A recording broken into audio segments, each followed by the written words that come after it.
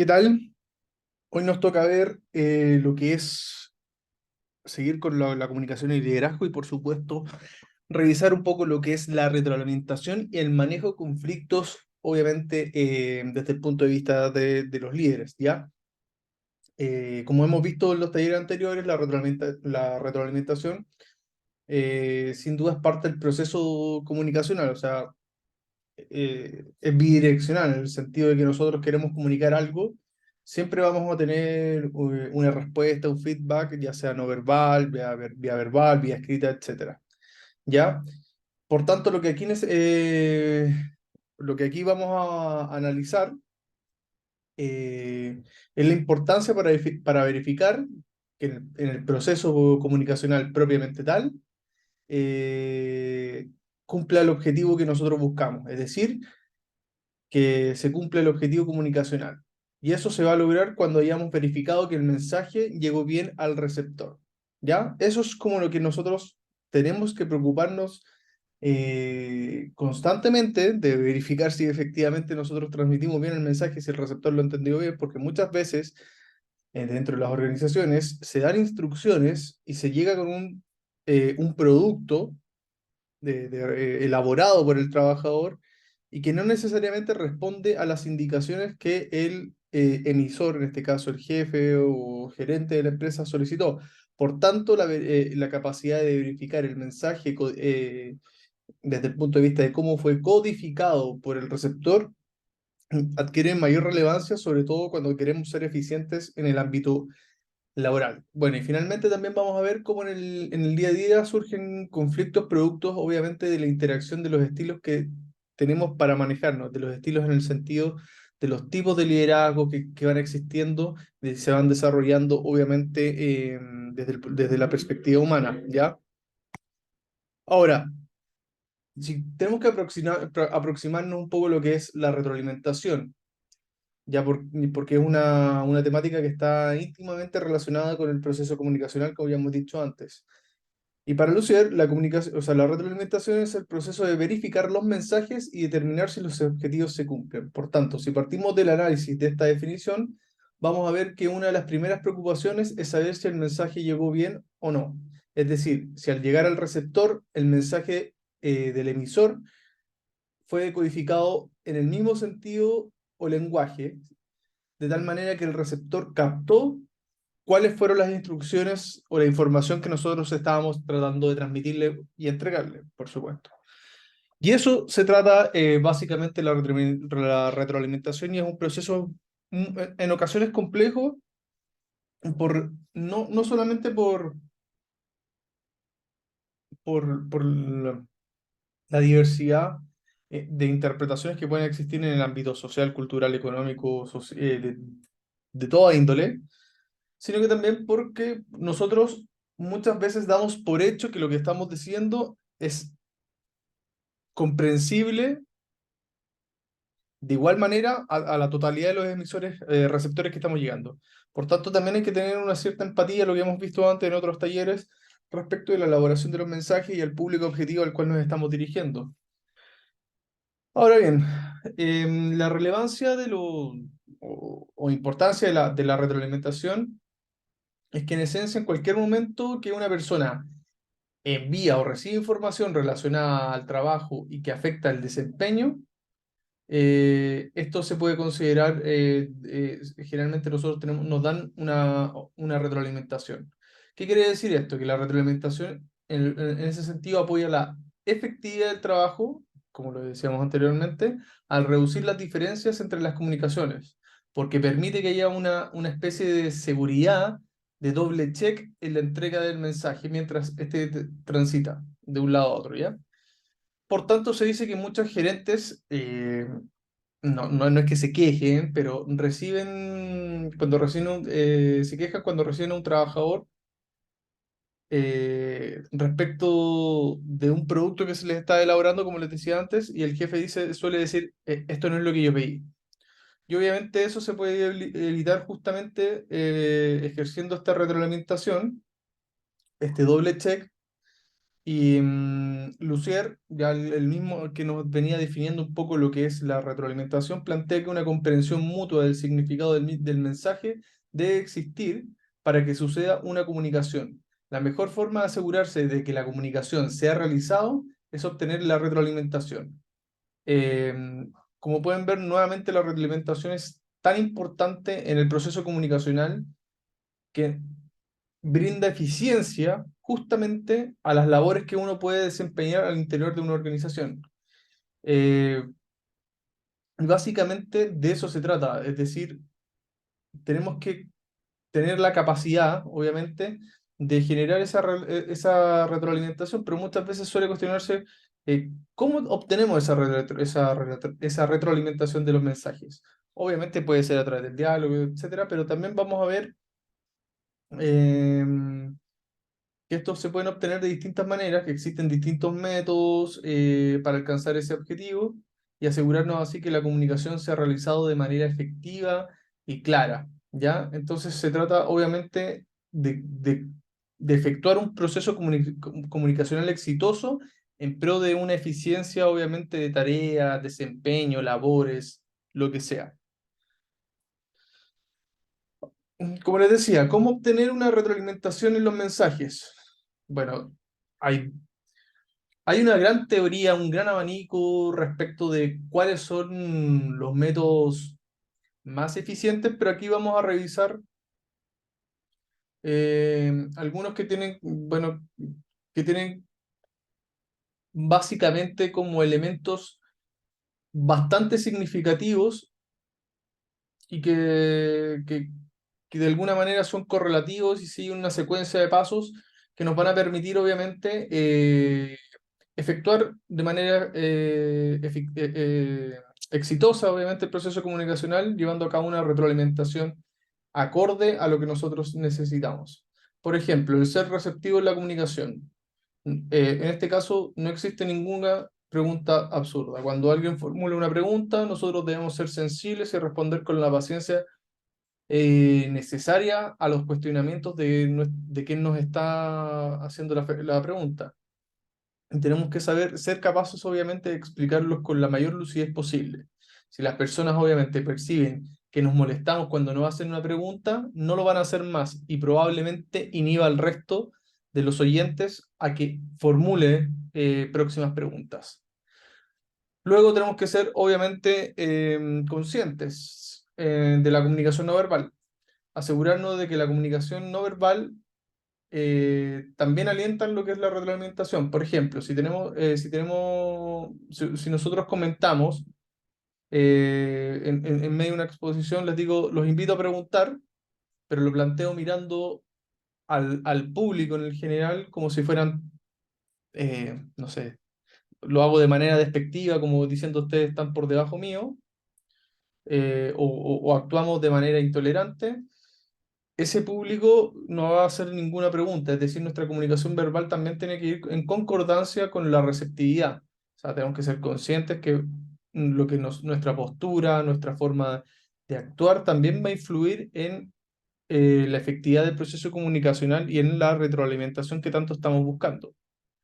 Eh, y no es fácil muchas veces aprender, obviamente, a leer esa comunicación no verbal, porque en general son ciertos, por decirlo de alguna manera, son ciertos hábitos que tenemos internalizados en nuestra forma de relacionarnos con el resto de las personas. Por tanto, si nosotros tendemos a tener un tono peyorativo, una mirada despectiva hacia el resto, es probable que estemos fallando, obviamente, en el ser conscientes de la comunicación no verbal. Por supuesto, también tenemos que hacer preguntas, ¿no? Y estas preguntas eh, tienen relación a qué y son relevantes. ¿Por qué? Porque cuando nosotros hacemos preguntas, eh,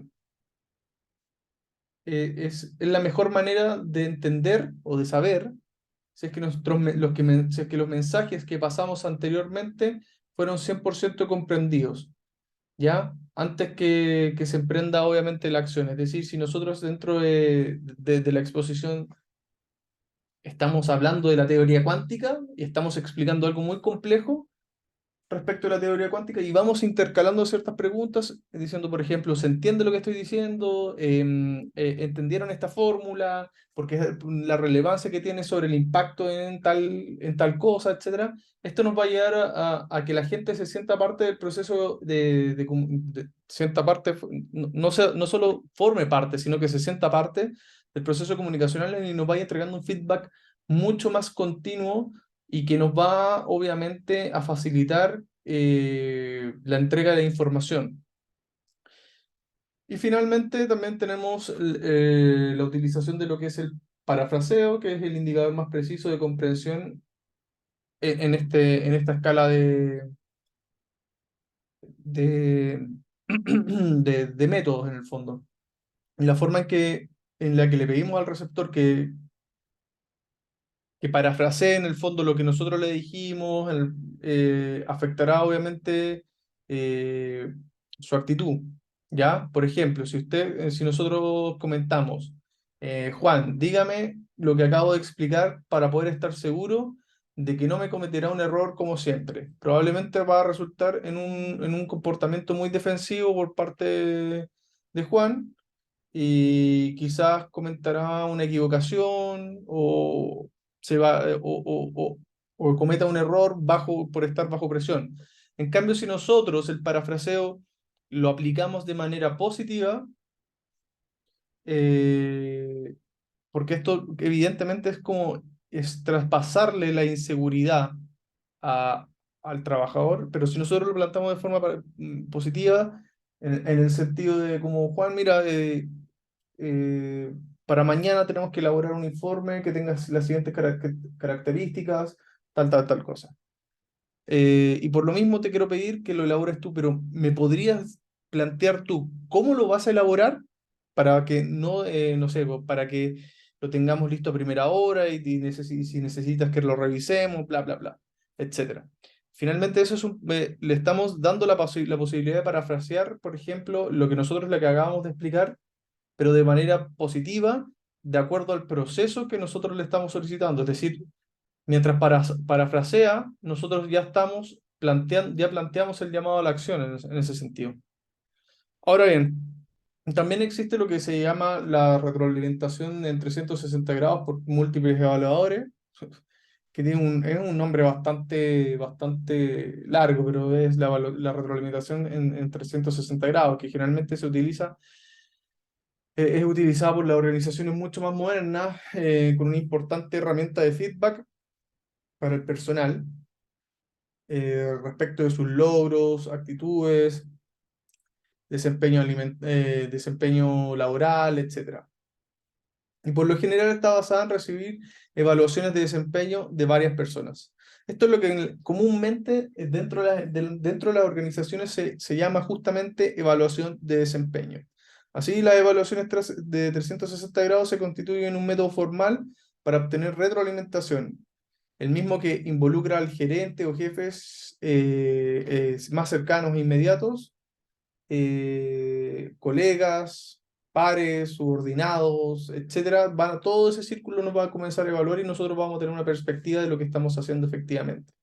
Pero la evaluación de desempeño no solamente mide el ámbito laboral, sino que también otras dimensiones respecto de esto, que puede ser justamente la capacidad de escucha, la comunicación, etcétera.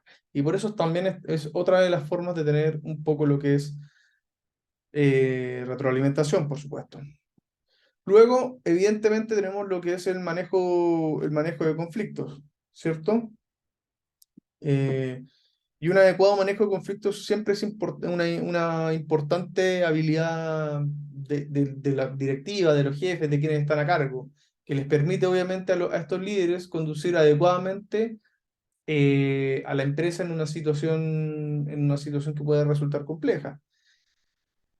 Para ello debemos entender que cuando trabajamos con personas y queremos potenciarlas para que trabajen como equipo, vamos a tener que vamos a encontrar en este proceso distintas resistencias, malentendidos, conflictos entre las personas, porque obviamente las personas no son iguales y van a tener algún tipo de opinión distinto respecto de cómo proceder en algún punto de inflexión determinado. Sin embargo, es importante precisar que la mayoría de la teoría concuerda en que existen dos tipos de conflictos, ¿ya?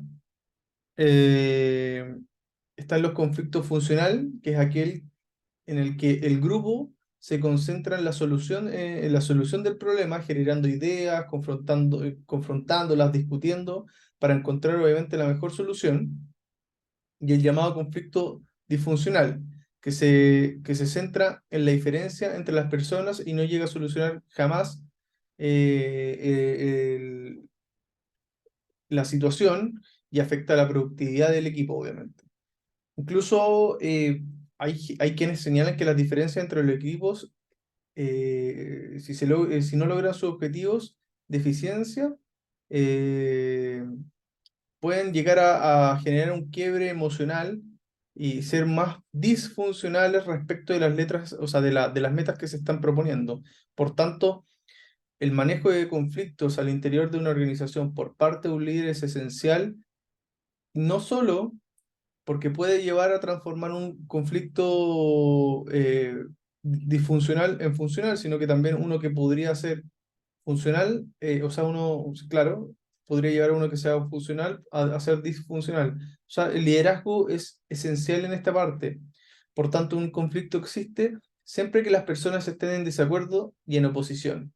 De esta definición podemos deducir muy claramente que cuando dos partes están en desacuerdo u oposición, pueden quebrarse las relaciones, cortarse la comunicación, interrumpirse los procesos de coordinación y por consiguiente afectar fuertemente el alcance de logros y metas de las organizaciones.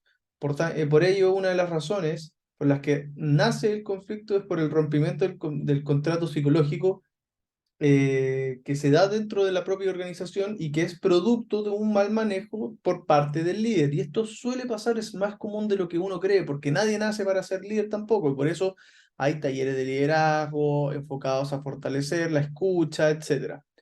Pero ¿qué es lo que nos dice efectivamente lo que es el contrato psicológico? Bueno, esta es la definición un poco de lo conflicto, el contrato psicológico.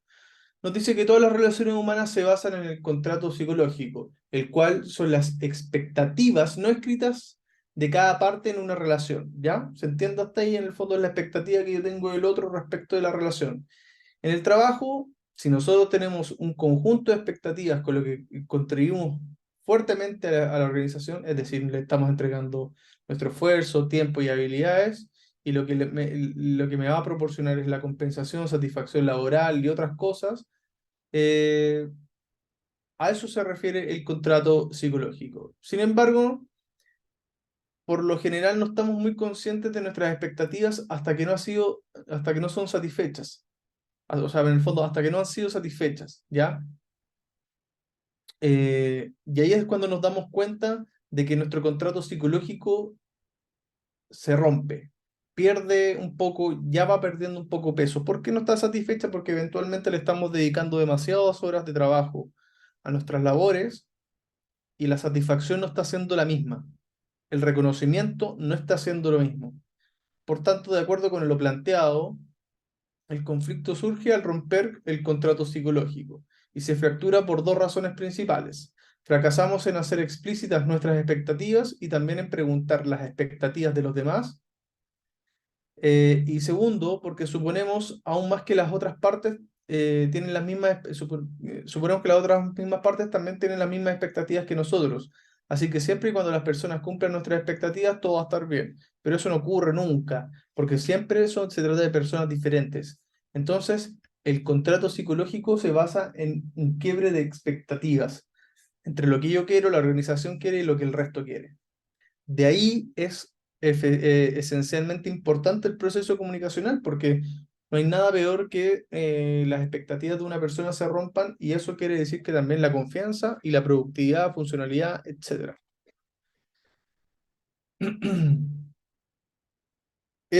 Justamente sacan el conflicto donde los líderes deben tener la habilidad para manejar de la mejor manera esta situación, porque gran parte de su tiempo de los líderes en general, es destinar tiempo para resolver y gestionar y confrontar los conflictos. Y en muchas organizaciones eso mide los directivos por su capacidad de contención en términos de conflictos internos y su posterior, y su posterior alcance de logros, ¿ya? Son demasiados los líderes que constantemente también están expuestos al conflicto. Los ejecutivos, por ejemplo, de acuerdo a distintos estudios y fuentes, aseguran que gran parte de los gerentes dedican un promedio de más de 70 horas por semana para resolver conflictos de distinta índole entre los miembros de su personal. Esto hace que el manejo de conflictos se vuelva, de manera constructiva, por supuesto, se vuelva una habilidad fundamental en el manejo de conflictos y de los liderazgos propiamente tal, porque la capacidad de resolverlos va a tener un impacto directo en la empresa, o la organización, o el alcance de metas que nosotros nos hayamos establecido. Y dentro del manejo de conflictos existen obviamente distintos estilos. Bueno, la teoría nos dice que hay muchos y obviamente esto por la realidad puede ser complementado. Post pandemia también puede haber afectado los tipos de liderazgo porque hubo un cambio cultural. Pero los 5 estilos que vamos a ver a continuación están basados en 2 dimensiones básicas que dicen relación con el interés, con el interés, que son concernientes a las necesidades de los demás y preocupación por las necesidades propias, por supuesto. Estas preocupaciones resultan en 3 tipos de comportamiento, ya un escaso interés por sus necesidades y una gran preocupación por las necesidades de los demás, y esto ya nos lleva a un comportamiento pasivo. Luego tenemos un gran interés por nuestras necesidades y una escasa preocupación por las necesidades de los demás, lo que nos va a derivar en un comportamiento mucho más agresivo. Y un interés moderado o alto por nuestras necesidades y las de los demás, y por supuesto también las de los demás, esto resulta en un comportamiento general, por lo general asertivo.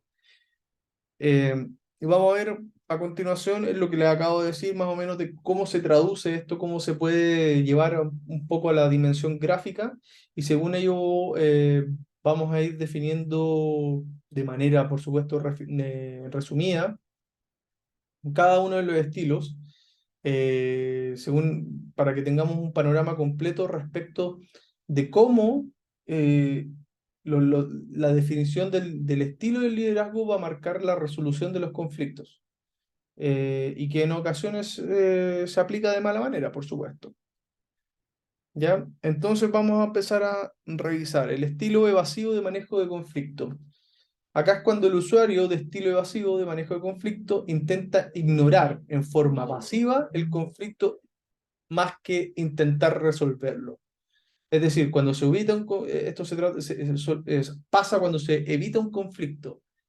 Y acá dejamos, por supuesto, estamos lejos de ser ni asertivos ni cooperativos, porque no estamos cooperando con nada. Entonces, aplicar este estilo en las organizaciones o en las empresas, por supuesto que es inadecuado debido a que no resuelve la diferencia. Siempre queda como algo latente, como que algo hay en el ambiente. Solo sería adecuado utilizarlo cuando se trata de un conflicto que es de carácter intrascendente, es decir, algo trivial, o lo cual no mejor hacerse cargo, como una disputa personal, etcétera. Como que finalmente uno tiende a optar por no gastar sus energías en conflictos que no tienen mayor relevancia para la organización, por supuesto. Después tenemos el estilo complaciente del manejo de conflicto, por supuesto.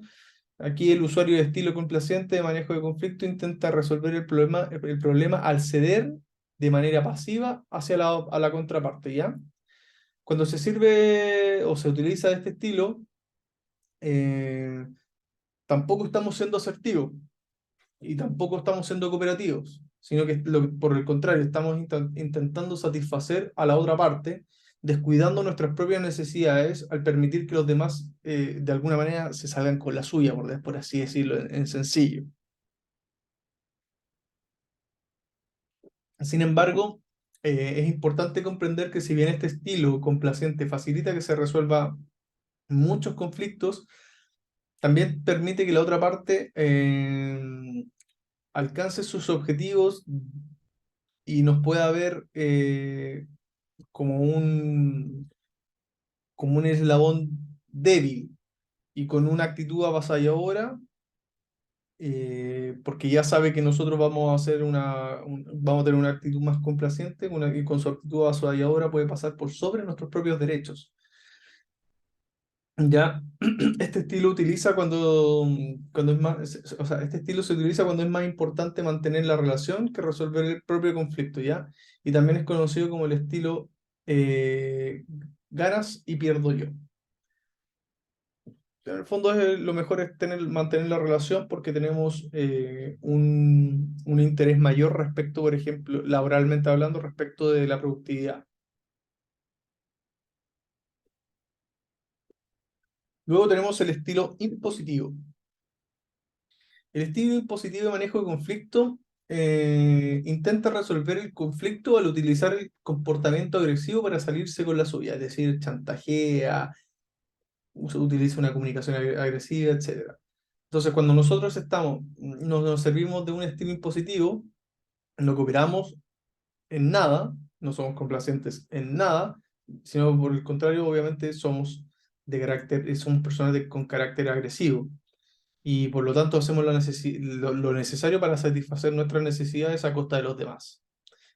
¿Ya? Este estilo agresivo limita mucho la capacidad de respuesta, sin duda. Entonces, para retroalimentar no es una herramienta en lo más mínimo efectiva. ¿Ya? Es lo que se conoce como ganar-perder. Y la aplicación de este método a las personas eh, a las personas se da en ambientes sumamente competitivos y que desean demostrar que pueden ganar y que pueden sobrepasar al resto y que se trata de mí, de mí, de mí y de nadie más. Finalmente, este es uno de los peores estilos que puede existir. Sin duda, en alguna ocasión puede ser efectivo para resolver una crisis propiamente tal, pero luego más que la resolución de la propia crisis, no lleva a ninguna parte, sino que termina siendo nocivo para lo que es la comunicación y el ambiente laboral. Después está el estilo negociador, eh, y que en este caso intenta resolver el conflicto mediante concesiones asertivas de dar y recibir, ¿ya? A esto también se le conoce como el estilo de compromiso. Cuando uno utiliza el enfoque de compromiso, es moderado en términos de asertividad y de cooperación, porque también estamos exigiendo cooperación, por supuesto. Eh, lo importante es que a través de las concesiones asertivas se logra ir cediendo en beneficios de llegar a un acuerdo que satisfaga a ambas partes. Esto es uno de los dos conocidos como estilo de ganar-ganar, o el win-win, pues se trata de que del producto de la negociación se llegue a un acuerdo beneficioso para todas las partes conforme se van haciendo obviamente las negociaciones mutuas para alcanzar dicho acuerdo. Este generalmente es transar, es poner las cartas sobre la mesa y empezar a ver un poco en qué puedo ceder y qué es lo que puedo ganar. Y finalmente tenemos, bueno, no tenemos, no es finalmente, pero hay otro estilo, pero no es un estilo propiamente tal. Pero en este estilo de manejo de conflicto, de carácter colaborativo, aquí lo que se intenta es de manera asertiva resolver de forma conjunta el conflicto con la mejor solución que sea aceptable para todas las partes. En una reunión, todos proponen soluciones, se llega a un acuerdo en común y finalmente se resuelve el problema. Este estilo colaborativo nos va a ayudar, obviamente nos va a ayudar a resolver los problemas porque se centra en el problema precisamente y no en las personas. Cuando nos centramos en las personas es donde perdemos el foco. Es decir, se trata de analizar otras formas de resolverlo asertivamente. Por ello, es el segundo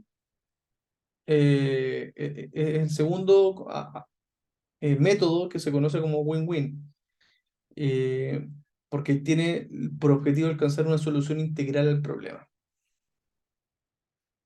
Y luego tenemos el mediador en la solución de conflictos, que en algunos casos las partes no llegan a un acuerdo por sí mismas debido a muchos factores.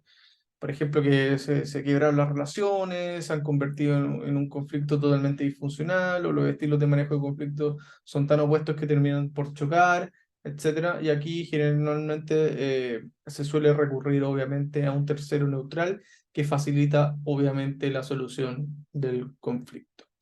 Y básicamente estas son algunas de las características del liderazgo, de la retroalimentación, de por qué es relevante la retroalimentación según cada uno de los tipos de estilos y tipos de liderazgo, razón por la cual en los siguientes talleres vamos a seguir revisando un poco cómo el liderazgo se ve absolutamente influenciado y depende absolutamente, obviamente, de lo que es la comunicación y no solamente necesariamente de los estilos. ¿Por qué digo esto? Porque los estilos pueden ser diversos, pero lo que nos estamos centrando no es en la persona, sino que en cómo la característica de esa persona afecta, perdón, al proceso de comunicacional de retroalimentación. Así que eso por hoy y nos vemos en un próximo taller. Chao, chao.